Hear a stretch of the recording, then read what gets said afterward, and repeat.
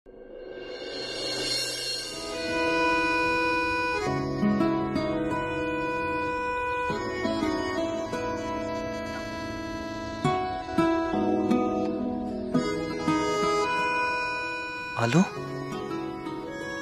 কি পবিত্র, কি পবিত্র দেখতে লাগছে তোমায়। আমার সমস্ত রাগ, দুঃখ, অভিমানকে ভাসিয়ে নিয়ে যাচ্ছে তোমার এই পবিত্রতা, তোমার এই স্নিগ্ধতা।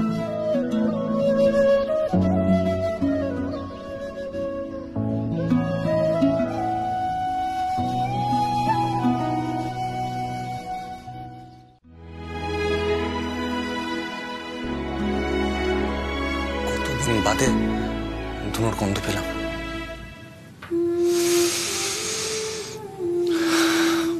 কতদিন পর।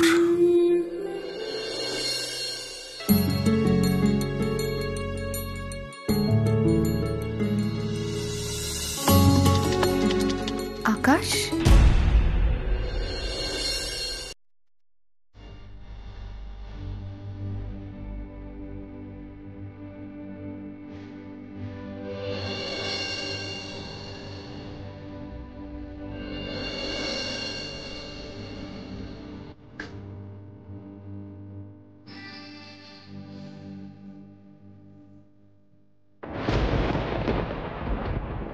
না না, নরম হয়ে গেলে চলবে না। যত নরম হব ততই আবার কষ্ট পাবো, আবার আঘাত পাবো। আর তোমার কাছ থেকে আমি আঘাত কষ্ট কিছুই পেতে চাই না আলো। আমি এই বেশ ভালো আছি, আর ও তো 7 দিন পরে চলেই যাবে।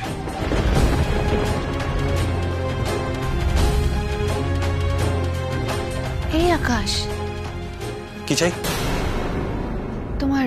তোমার শরীর কেমন আছে এখন? আচ্ছা, আমি অত কথা তোমায় বলতে যাব কেন বলো তো আলো? আমি তো এমনি জানতে চাইলাম, তোমার শ্বাসকষ্ট হচ্ছে না তো? হ্যাঁ হচ্ছে। তার মধ্যে আমার ঘরের মধ্যে তুমি এক গাদা ধোঁয়া ছড়িয়ে দিলে, তাতে আমার দম একদম আটকে আসছে। সহ্য। ও সরি, আমি বুঝতে পারিনি। আমি ভাবলাম সন্ধ্যেবেলায় ঘরে ধুনো দিলে হয়তো তোমার একটু রিফ্রেশিং লাগবে, তাই আমি। আচ্ছা ঠিক আছে, তোমাকে ঘরে থাকতে হবে, নিচে চলো। না, আমি যাব না। আমি ঘরেই ঠিক আছি। ওমা, কেন?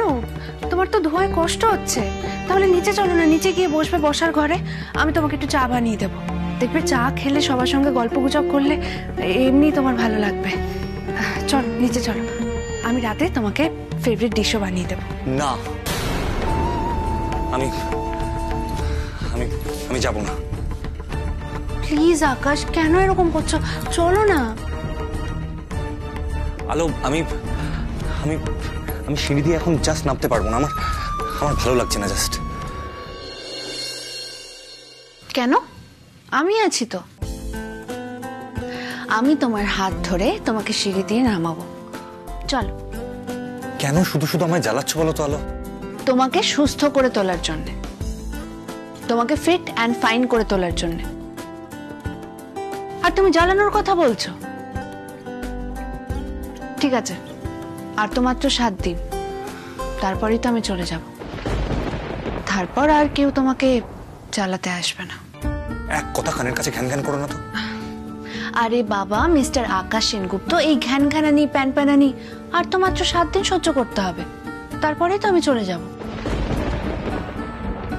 তার আগে কিন্তু তোমার কোনো মুক্তি নেই, তারপরেই তুমি মুক্তি পাবে। যাকে এখন এইসব কথা ছাড়ো, এখন নিচে চলো, তোমাকে চা বানিয়ে দেবো। দেখবে চা খেলে সবার সঙ্গে গল্প করলে ভালো লাগবে। না। আশ্চর্য তো, তুমি তো কখনো এরকম ঘর কোণে ছিলে না। কবে থেকে এরকম হলে? তুমি তো আগে কি সুন্দর সারা বাড়ি মাতিয়ে রাখতে, কি সুন্দর চেয়ারফুল ছিলে, সবাইকে আনন্দে মাতিয়ে রাখতে, সবাইকে কি সুন্দর হ্যাপি রাখতে। কারণ তখন আমি নিজেও হ্যাপি ছিলাম আলো। তখন তো তোমার মতন কেউ আমার জীবনে আসেনি আর ঠকায়নি। আমি তোমাকে ঠকাইনি আকাশ, আর সেটা তুমি নিজেও খুব ভালো করে জানো। বলো, জানো না? তুমি কি সত্যি সত্যি মন থেকে বিশ্বাস করো যে আমি তোমাকে ঠকিয়েছি? জানি না, আমার মনটাই তো মরে গেছে আলো। এইভাবে বলো না, প্লিজ এভাবে বলো না। আমি আমি সহ্য করতে পারি না। আমি এই অবহেলা, অবজ্ঞা, অপমান নিয়ে বাঁচতে পারবো না। আকাশ, আকাশ, তুমি তুমি সত্যি সত্যি আমাকে এতটা নিষ্ঠুর ভাবো? তুমি সত্যি সত্যি বিশ্বাস করো যে তোমার আলো তার আকাশকে ঠকাতে পারে?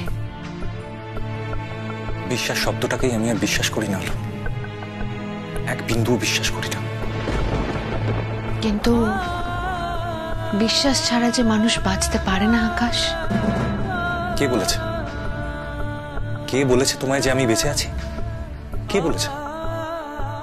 শারীরিকভাবে বা ফিজিক্যালি বেঁচে থাকাটাই কি শুধু বেঁচে থাকা? এটাকেই কি শুধুমাত্র বেঁচে থাকা বলে? বলো। তোমার কি মনে হয় আমি বেঁচে আছি?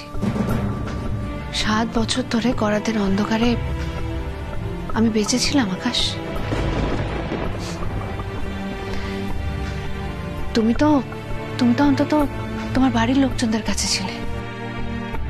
তোমার বাড়ির লোকজন তোমার পাশে ছিল, আর আমি একদম একা একা বেঁচেছি। তোমার একটা ছবিও ছিল না আমার কাছে। এখন কেন নাটক করছো আলো? আমি তো গেছিলাম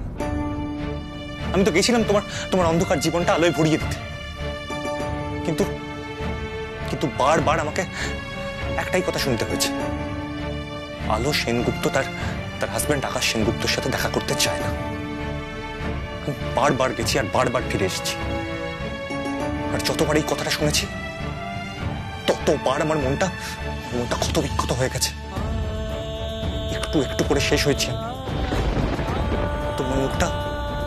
তোমার মুখটা একবার দেখার জন্য সকলের হাতে পায়ে ধরেছি,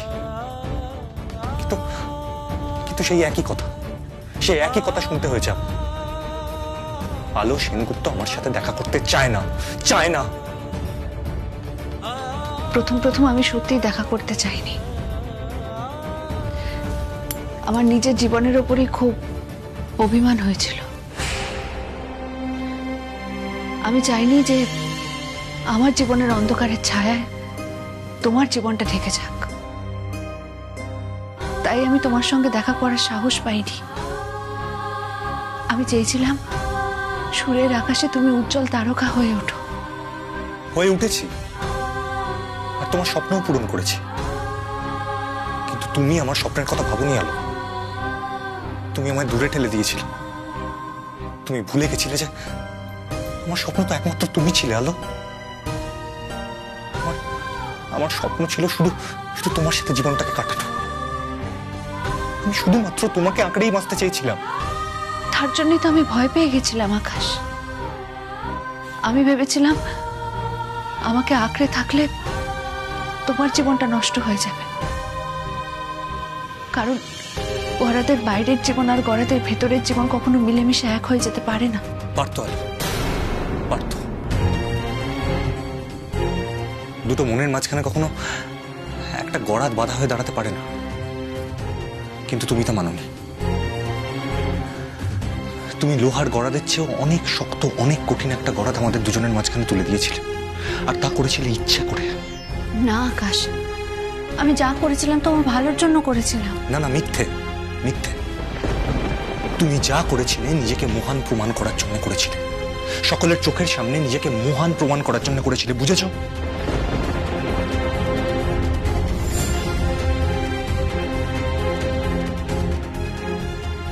না আকাশ, তুমি ভুল ভাবছো। আমি তোমার জন্য ছটফট করেছি, কিন্তু আমি যখন তোমার সঙ্গে দেখা করতে চেয়েছিলাম তুমি আমার সঙ্গে দেখা করতে চাওনি। কেন চাইতাম বলো তো? তুমি যখন যা চাইবে তাই করতে হবে। আমি কি তোমার হাতের পুতুল নাকি? ছি আকাশ, তুমি হাতের পুতুল কেন হতে যাবে? তুমি আমার প্রাণ, তুমি আমার সব।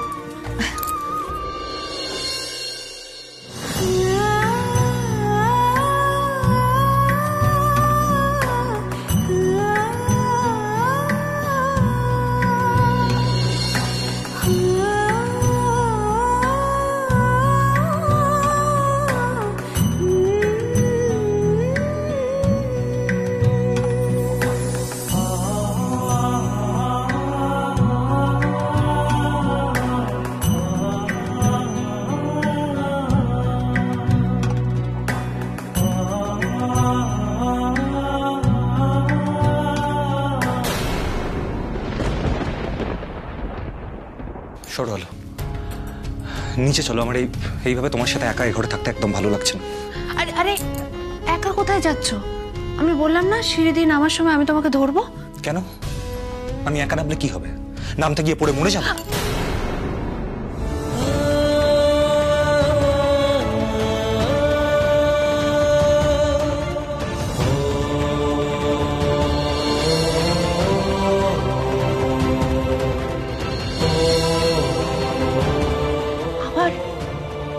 আবার এসব বাজে কথা, এসব কথা বলে আমাকে কষ্ট দিতে খুব ভালো লাগে না তোমার?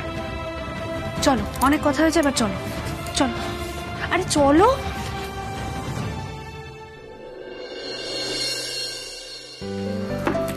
সাবধানে, দেখে আস্তে, দেখে দেখে আস্তে, দেখে। তুমি তুমি এখানে একটু বসো, বসো। ঠিক আছে তো? হ্যাঁ। ব্যাপারটা কি? আকাশ সেনগুপ্ত হঠাৎ করে কি আলো সেনগুপ্তর হাতের পুতুল হয়ে গেল নাকি? ওর কথায় উঠছে বসছে। আলো যা মেয়ে, ঠিক সুতো টেনে ধরেছে। তবে বেশিক্ষণ এভাবে সুতো টেনে ধরে রাখতে পারবে না আলো, অত সহজ নয়। কি হলো, কোথায় যাচ্ছ? তুমি এখানে বসো না, আমি আমি টিভি চালিয়ে দিচ্ছি। না, কোনো দরকার নেই। তাহলে তাহলে কি একবার বাবাকে ডেকে দেবো? না বাবা, তারও কোনো দরকার নেই। আমার আমার একদম ভালো লাগছে না, আমি একটু ঘরে যাচ্ছি। কেন, হঠাৎ কি হলো? কেন এরকম করছো? দেখবে সবার সাথে কথা বললে ভালো লাগবে। উফ, বললাম তো ভালো লাগছে না। কেন আমায় শুধু শুধু এখানে নিয়ে এলে বলো তো? এমনি, যাতে তোমার ভালো লাগে। আকাশ প্লিজ, তুমি একটু বসো। দাঁড়াও, আমি তোমার জন্য চা বানিয়ে আনছি। কি ভাইয়া চা খাবে? ভাইয়া এই ভর সন্ধ্যাবেলা চা খাবে? এতে এতে এত হাসির কি আছে? সন্ধেবেলায় তো বেশিরভাগ বাঙালি চা খায়। হ্যাঁ, তা অবশ্য ঠিক, সে তো আমিও খাই, তুমিও খাও। কিন্তু কি জানো তো, ভাইয়া না এই সময় চা খায় না। এই সময় তো ভাইয়ার কয়েক পেক শেষ হয়ে যায়, আসুর একেবারে জমে ক্ষীর হয়ে যায়। কি বলো ভাইয়া, তাই তো?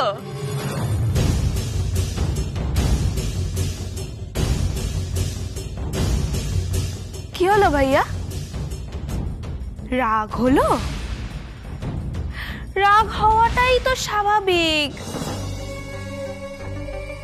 আসলে কি বলো তো, এই কিছুদিন আগে পর্যন্ত, মানে তোমার ওই বউ আলো আসার আগে পর্যন্তই তুমি লাইফটা কি সুন্দর এনজয় করছিলে। কত মौज মস্তি, খানা পিনা। এখন এখন কিনা তোমার সন্ধ্যাবেলা চা খেতে হচ্ছে। সে কি ধরনের খানা পিনা হতো সেটা খুব ভালো করে বুঝতে পারছি। কিন্তু মেজদি ভাই, এখন কি এসব কথা আকাশের সামনে না বললেই নয়? কেন এসব কথা মনে করাচ্ছ ওকে? ওকে এসব কথা ভুলে যেতে দাও না। একদমই তাই, ওকে এসব ভুলে যেতে দাও না।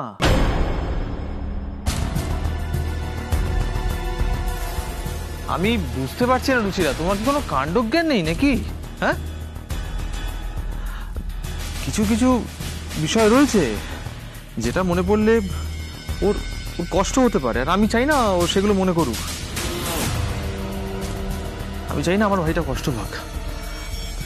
দেখো রুচিরা, আর যাই হোক, আকাশ আমার নিজের ভাই, ওর সাথে আমার রক্তের সম্পর্ক। আর আর ও কষ্ট পাবে সেটা আমি কি করে মেনে নিই বলো তো?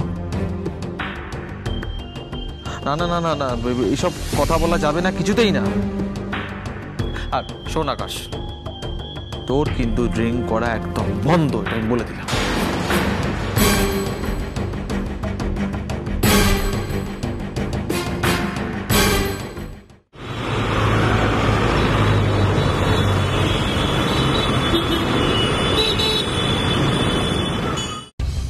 কি শুনছি? নিজের কানে সব ঠিক শুনছি তো? আমার কানে কি কোনো পোকা টোকা ঢুকলো নাকি? এসব আমি কি শুনছি? একটু আগেই তো আকাশের বন্ধুদের ফোন করে বলল বোতল নিয়ে আসতে, আবার এখনো উল্টো কথা বলছে। বাবারে বাবা, কি পাল্টিবাজ লোক রে বাবা। রুচিরা, কি হলো, কি ভাবছো? আরে শোনো, আমার কথা শোনো, তুমি একটু জমিয়ে চা করে আনো আমার জন্য আর আমার ভাইয়ের জন্য। আমরা দুই ভাই মিলে জমিয়ে চা খাবো।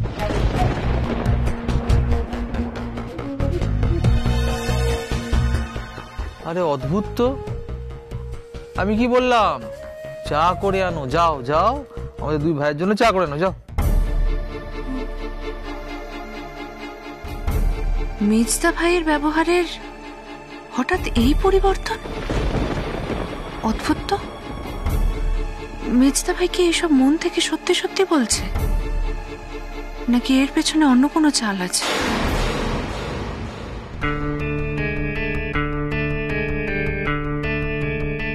রুচিরা, যাও যাও, আর চাগুলো একটু জম্পেশ করে বানিও। আমি চা খাবো না। হ্যাঁ জানি তো, জানি তো তোর এখন চা খাওয়ার মুড নেই, মুডটা একটু অন্যরকম হয়ে আছে, মানে অন্য কিছু খেতে ইচ্ছে করছে, মানে পাতি কথায় ড্রিঙ্ক করতে ইচ্ছে করছে। কিন্তু না, তোর ড্রিঙ্ক করা চলবে না আকাশ।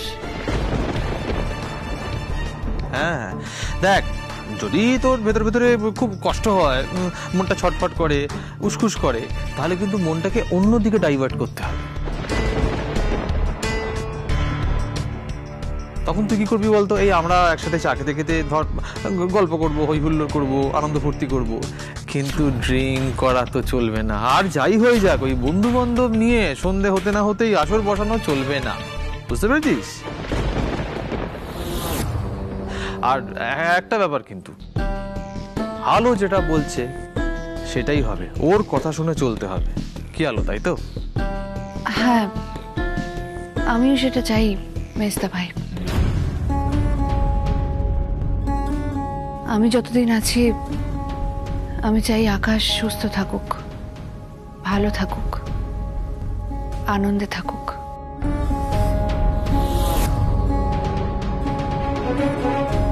আনন্দে তো আকাশকে থাকতেই হবে, কারণ আমরা চলে এসেছি।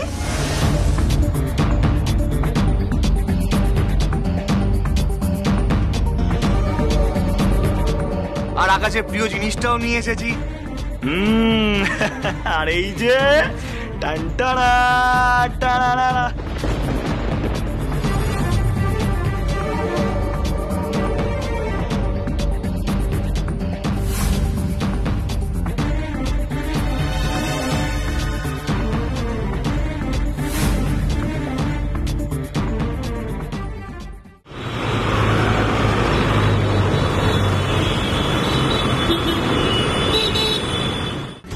আলো, এবার এবার তুমি কি করবে আলো?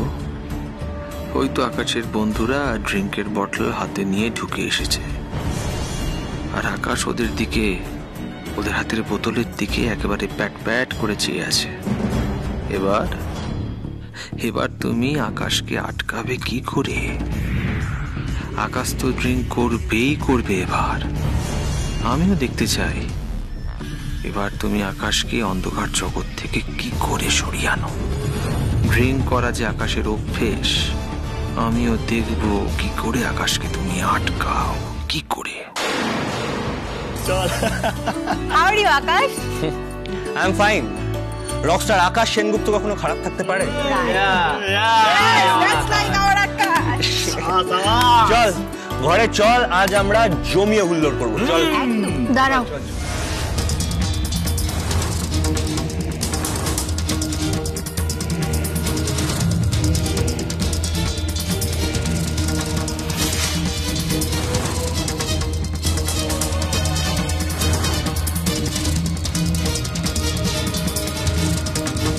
কেন দাঁড়াবো কেন?